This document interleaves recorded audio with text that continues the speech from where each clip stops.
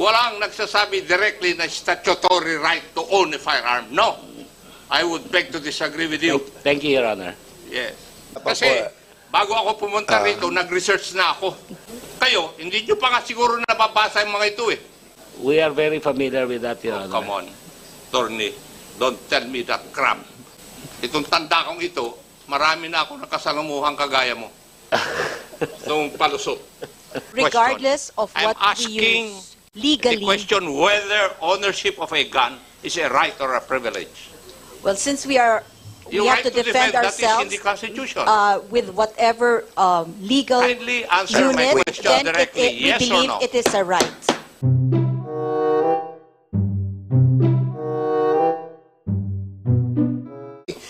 Chairman Acop, now you are recognized. Thank you, Mr. Chair.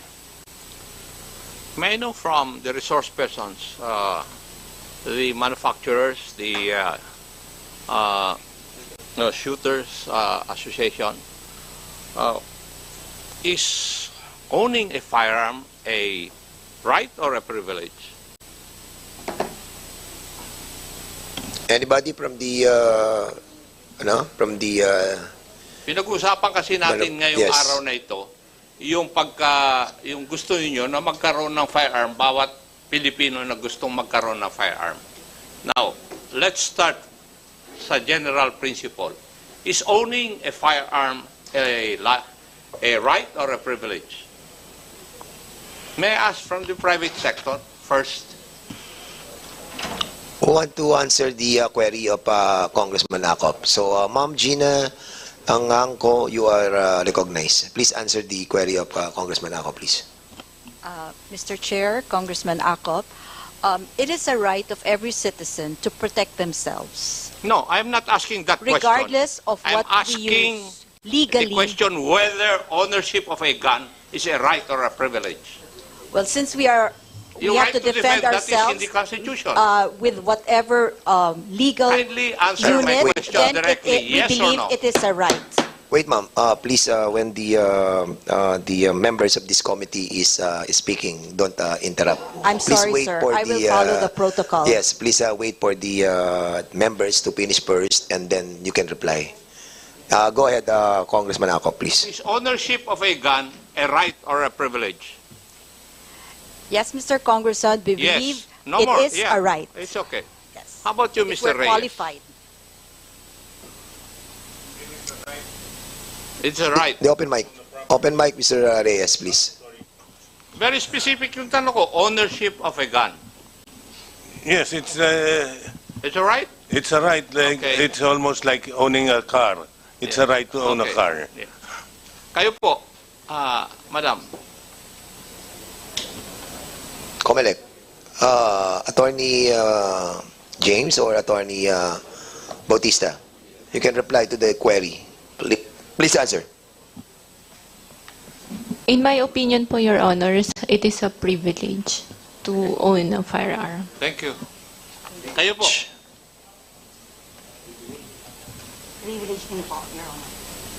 Doon po sa mga shooters association. Paki-turn off yung mic, to the associations of the, Mr. Attorney Gutierrez, you are raising your hand, please. Attorney Rodriguez, Your Honor. Anyway, technically and legally, it is a statutory right. A right granted by law. Okay. You want to ask? Kindly present to me a provision of law that makes it a statutory right, that ownership of a gun is a right. Yes, Your Honor. What provision of law? RA 10591. What provision of 10591 would it state that it is a right? Abogado po kayo, di po ba? Yes, Your Honor. Yes. It's a statutory right, meaning it is granted by It law. is provided for by law. Yes. Nagkaintindihan tayo. Abogado rin po ako eh. Yes, I know. Oh. Kaya nga, what provision of law? Kindly state that provision of law. Kasi sinasabi mo statutory right. I'm asking you, what law grants that statutory right? We'll check on the provision, Your Honor, of the law, and I'll get back, Your Yes, hanapin mo lahat Yes. yan. Wala akong makita. Honor. Yes, Your Honor.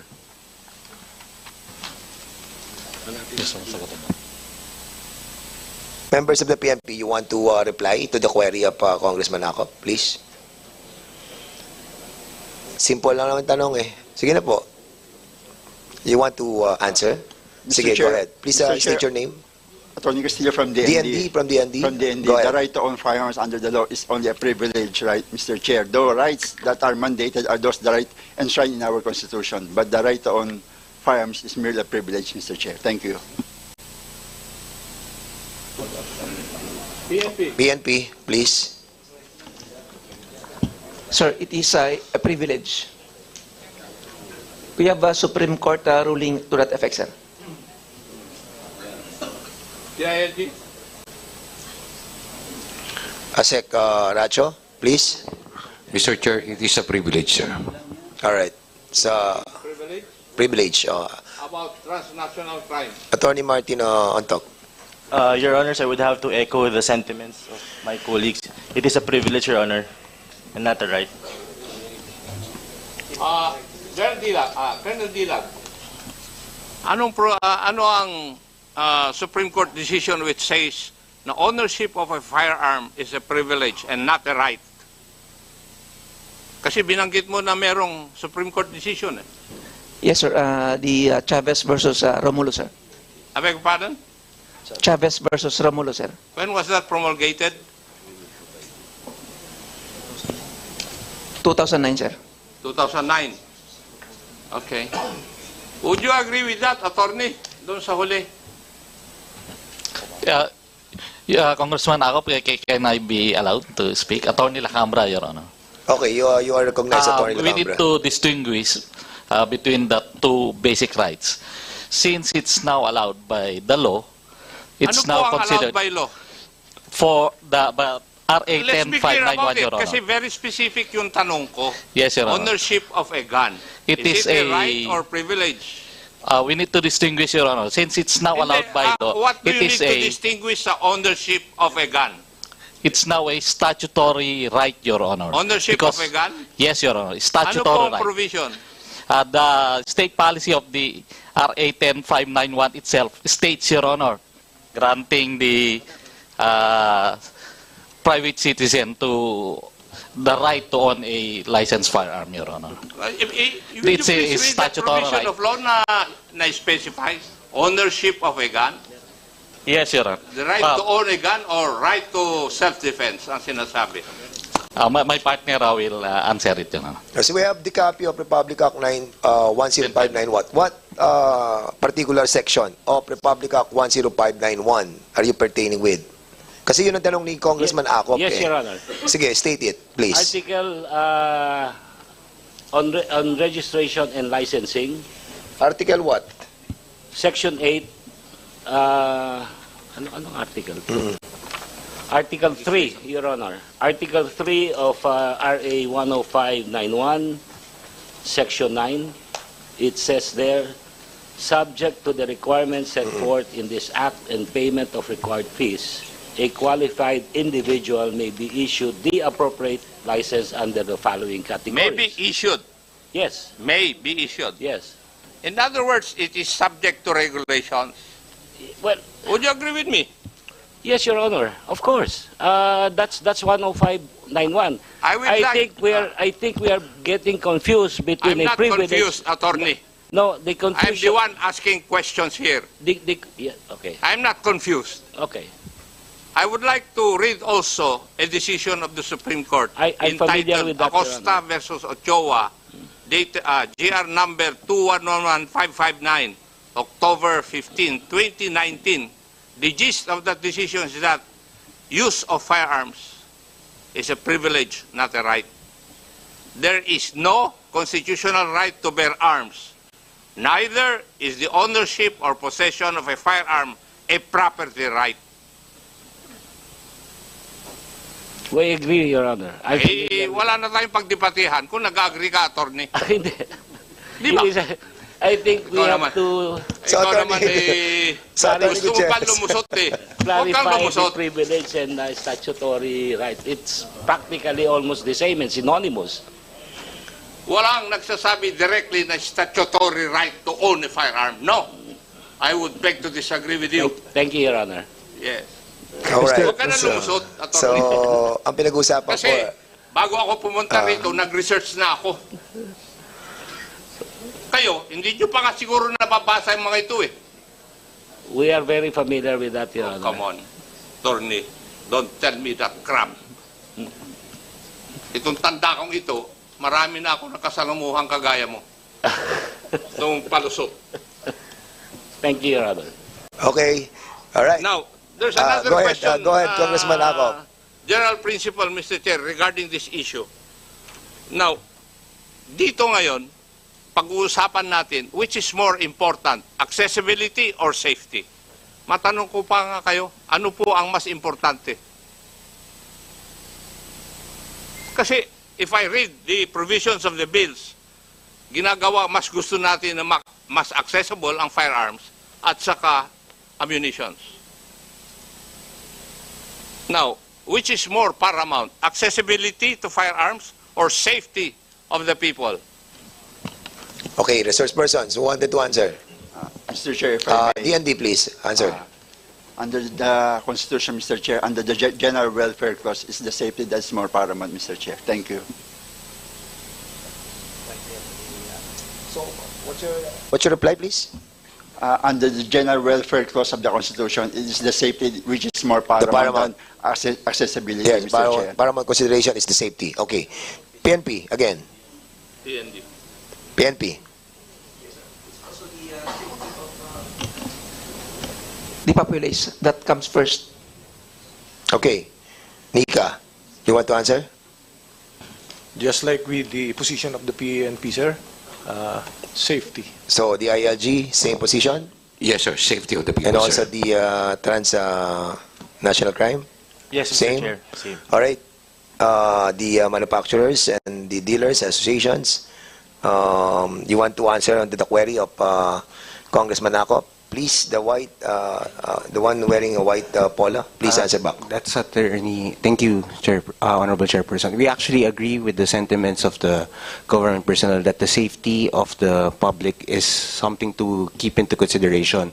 Although we would also like to submit that the accessibility and also the safety does not necessarily contradict each other, that there could be a picking of certain provisions which may be both beneficial to both the safety of the general welfare of the public as well as also making it accessible to some licensed individuals, because as we know, and as also pointed out by the Representative Acop, and correctly so, that the ownership of firearms, it is actually a privilege. We just have to distinguish that there is a difference between the property itself, which is a right to property, and being licensed to own, which is why we're here all today to request the kind indulgence of this committee, because we understand that the firearm ownership is regulated by laws, which is why we are here today. Having said that, we also submit that there is a possibility of promoting both accessibility and also the public safety, which is why we have to look into both jurisprudence, as also cited by the committee members here today, as well as relevant statistics, whether both local or international, to see trends, if there is any merit to promoting one sort of restriction over the other. Thank you, Mr. Chair. Any other resource persons who wanted to answer back? Mr. Rico? Mr. Rico? Yes, thank you for recognizing this input, Honorable Fernandez. So for our feedback, this comes from our experience of owning firearms for many years now. Of course, we all want safety, and our firearms laws here in the Philippines at present are actually doing a very good job at keeping the public safe. However, I believe that there is somewhat of a false dichotomy here between having to choose between safety and accessibility, because the reality here is that we can have both. We can have both. We can have very safe firearms laws and at the same time improve the efficiency to help lawful gun owners. And the reason why this is important is because the more we restrict firearms ownership, the more loose firearms proliferate.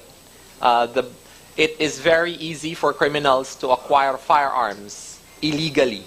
And if we make it very difficult for people to own firearms, it will only mean that criminals will have a bigger disadvantage over us, and the more likely that firearms being sold in the black market will proliferate, because legal firearms are very difficult to acquire.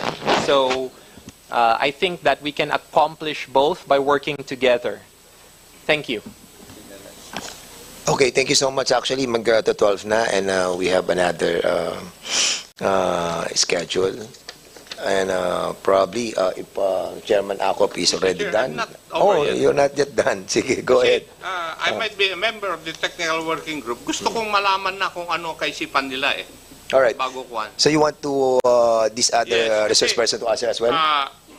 Sinasabi po nila, the right to own a firearm is associated with the right to self-defense.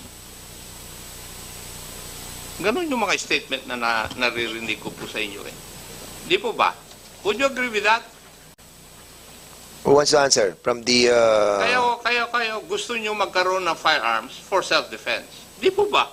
Yun naman ang katotohanan eh. Bakit po di natin aminin?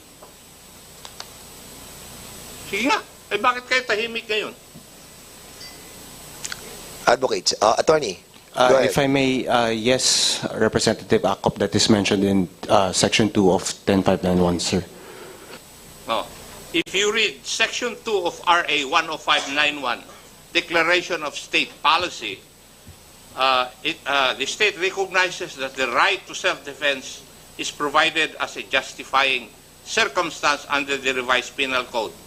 However, this right to self-defense, it is to be done through the use of firearms, is granted only to qualified, underscored, qualified citizens. And therefore, there's a need for regulation.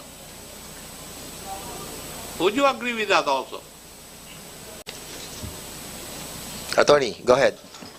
Yes, Representative Acop, yes, there's a need for regulation, which is why we are here today to propose what possible means of regulation may be, because even if it were a loosening or restricting, either or would still be regulation.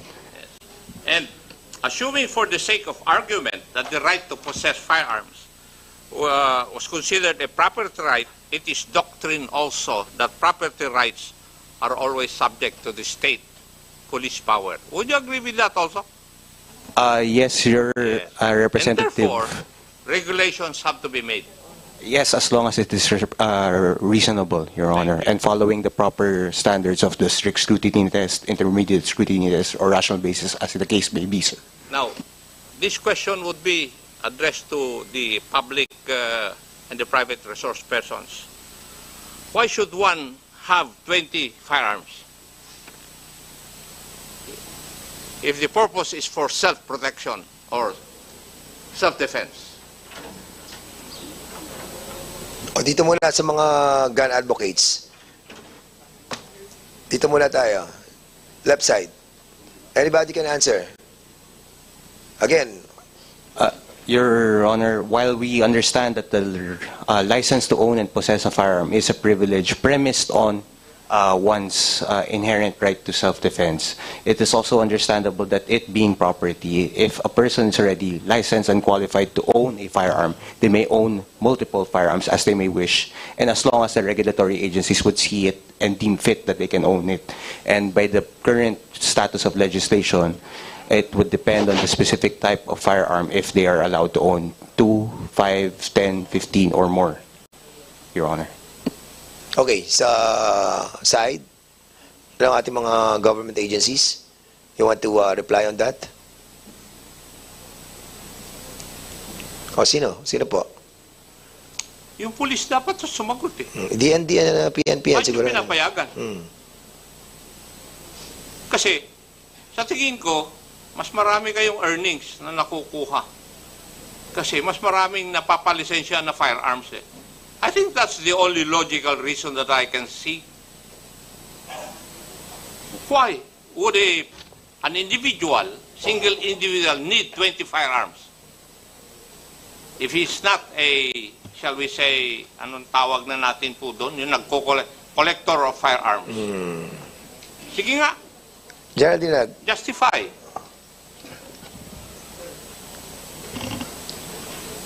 Mr. Chair, we have gun owners or shooters who likes to compete in every category. Merong pistol, merong revolver, meron din pong rifle. But meron din pong shotgun. Pero meron din po talaga, sir, napansin kami na nangongolekta lang po ng mga various calibers ng firearm. Under the law, meron kayong category ng mga firearms collector eh. Di ba? But you are not answering my question. What is the logic behind an individual owning 20 firearms if he is not a firearms collector?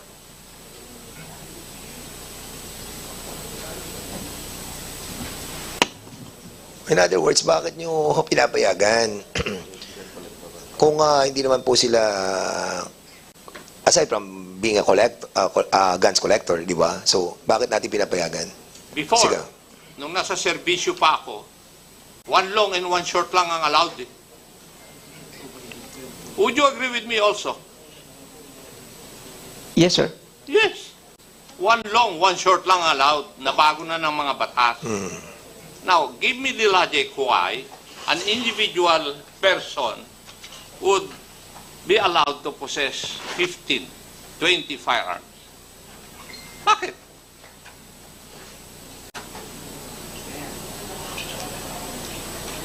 And why would a person need 50 rounds of ammunition, more than 50 rounds of ammunition? Except for those firearm, shall we say, involved in sports. Okay, Mr. Topacio, go ahead. Mr. Congressman, I can cite an example on why a person would need more than 15 guns. So, More than 20. yes. So before, if we talk about 15 to 20 years ago, ang uso lang po is a 1911 and a rifle. But now with technology, if you notice, if you go to the gun show po, Mr. Chair, may I remind you, we're all for safety. When we put up gun shows, most of our seminars is about gun safety. We prioritize safety. Most shooters prioritize safety before they even shoot. That's the first thing you are taught. So, with regards to a person owning 20 guns, it's different for every scenario. For example, I'm a sport shooter. If I get into a category, let's say for example, pistol caliber carbine, when I compete, I don't buy one gun. I buy two. So dalawa na kagad yun. I also buy, for every category that I compete with, I need two guns, especially if I'm serious, if I want to compete. Because pag nasira ang isa, I have no time to repair or replace. And another po, with regards naman po to self-defense, dati po lahat full-size pistol. Now we have a full-size, you have a subcompact, you have a compact, you have a micro pistol. So you have 4 different sizes already for pistols. And as time goes by, every now and then, a person would buy a new gun because masyado na malaking baril ko. I used to carry a full size, but as I am getting older, I would want something more compact. Dati, all steel ang baril ko. Now I want a polymer pistol. So that's one of the reasons why people have more than 15 or 20 guns. Because there are times that I have to buy 2 guns for competition, and at the same time, if I have a permit to carry, I have the option now because I bought a compact, a subcompact, or a micro pistol, or a full-size pistol. So that's probably, Your Honor, kung one of the reasons why people need 15 or 20 guns. They can be competing. There's new technology. There are even pistols right now that are foldable. I don't want to carry a pistol in my bag kasi sumasabit siya. So there's a foldable Glock pistol now that's available in the market. And there's a smaller revolver that's smaller than a micro pistol. So every person who are qualified to purchase a firearm, every person who has an LTOP has the option to buy these guns. And as long as they can pay, as long as they can register their firearms, as long as they comply with all the legal requirements that 10591 and the PNP set, as long as they are able to renew their firearms every time, there's nothing wrong with that. Kasi at the end of the day po, Mr. Chair, from our perspective po, we'd prefer po kasi na okay na marami ka, basta rinirehistro mo, basta rini-renew mo. As long as we have the data kung nasaan yung mga baril mo, we're fine with that. Kasi, believe it or not, Mr. Chair, we are one of the most strict when it comes to issuing licenses. Doon po tayo magdidebate na, Mr. Topacio. Yeah. And I will stand at the plenary to object to that if these bills will pass the committee level. I wouldn't agree na dapat kung po pwede magkaroon ka ng 20 na firearms. Gusto ko na bumalik sa dati. That's why, Mr. Chair, if I may po, no, during my statement kanina, it's important to take note that 10591 is primarily for the legal gun owners. Kasi if we assume that all legal gun owners with RA 10591, those who have more than 20 guns, kung i-assume natin na all those people are may masamang balak, even we could even ask the president to. I'm not assuming anything. Don't put words into my mouth. I did not assume That's why, Mr. Your Honor, if I may po, that's why po I emphasize that we separate those legal gun owners who conform to RA 10591 and those illegal gun owners or illegal manufacturers, illegally possessed firearms, should be separate. Because what we want, why we support these amendments is because aside from the industry that it supports and the economic impact that it has, it also alleviates the problems that gun owners have been experiencing for the past how many years? Because this bill was passed 2014, and we have had IRRs that have overreached already, and that's why we're correcting it now, and that's why we support po yung amendments po. Could you please give me an example where an IRR provision has overreached? So, a perfect example, Your Honor, in your law, RA 10591, I'll give you an example po na ngayon po. It's sort of an issue sa industry. We have a provision in RA 10591 that allows every gun owner to own 7.62 by 39 and below. As of now, only 223s are being licensed. 7.62s haven't been allowed for the longest time because there was a restriction set by the previous administration na bawal nga po ang mga calibers na to. But in your law, it is stipulated that it is allowed. But in your IRR, I think they... Yeah, pinagbawalan na po siya. But I think, Your Honor, 223s pinapayagan na po ngayon, but the rest of the calibers until now hindi pa rin po. PNP, would that be true? Yes, sir. Yes. Yes, sir. May know the basis of the PNP why you are not following the law.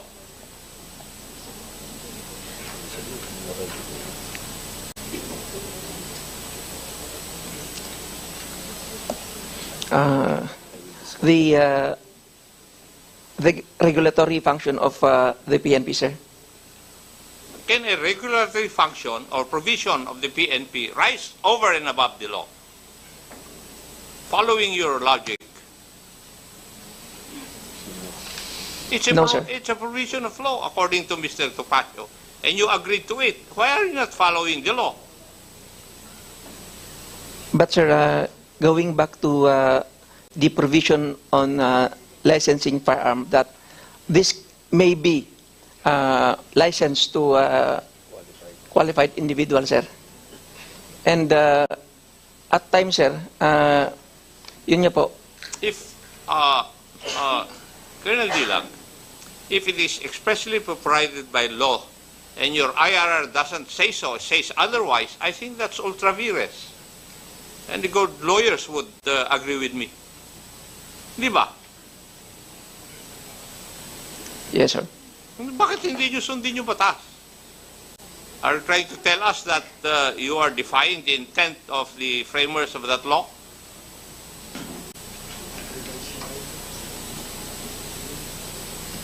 Yung sinabi ni Mr. Topacio. we'll look into it, sir.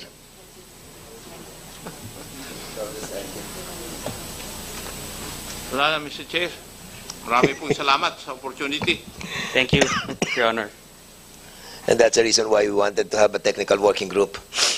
Medyo masyadong masalimotong istorya ang ating pinapasok.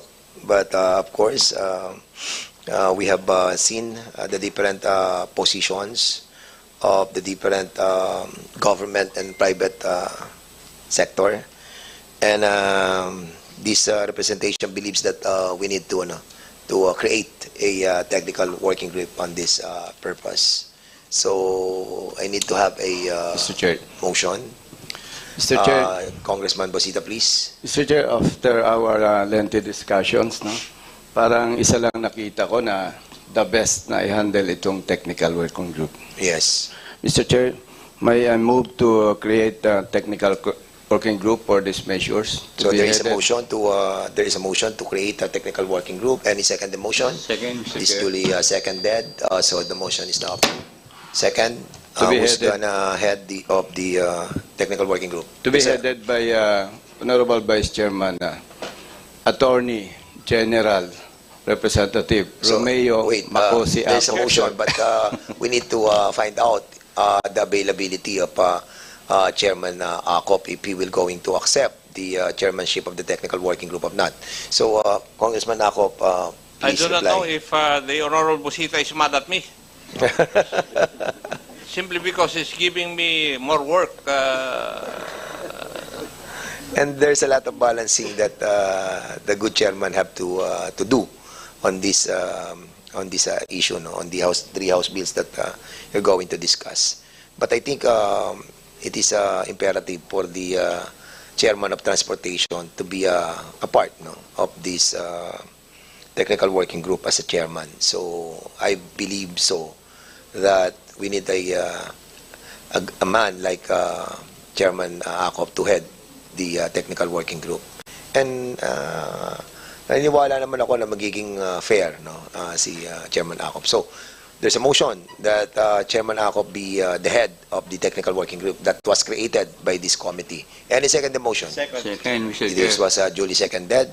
Any objection? Hearing none, the said motion is now approved. All right. So the members of the technical working group will be Senator Bosita, you will be a member as well. Congressman Plato, Congressman Arrogancia, Congressman Dago will be a part of it as well. And also Congressman Tebes, who attended this hearing. And eventually, pag nagdi-discuss na po kayo, meron na kayong knowledge about it. So, no objection. So, the members that was mentioned by this chair will be a part of the technical working group. All right. So, since we have already created the technical working group, all those position papers that we were asking a while ago must be submitted to us in a week's time. So, sana po mapadala nyo na po agad, considering the importance of these bills. Okay, so other matters that the body wishes to discuss. Wala na po ba ibang bagay na i-discuss po tayo? So, there being no other matter to discuss, do I hear the favorite motion? Motion. Mr. Chair, I move for the suspension. No, adjourn. Adjournment. So, do I hear a motion to adjourn?